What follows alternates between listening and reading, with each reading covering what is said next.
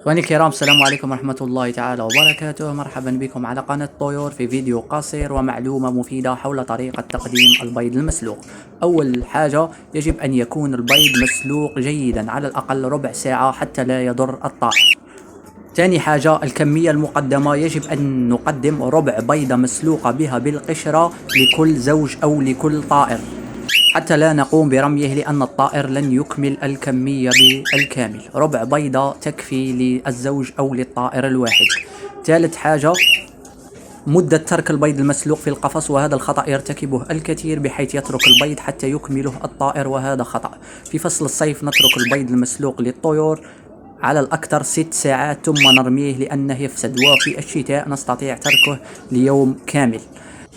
رابع حاجة بالنسبة لعدد مرات تقديم البيض، نقدم البيض المسلوق به بالقشرة مرتين في الأسبوع تكفي.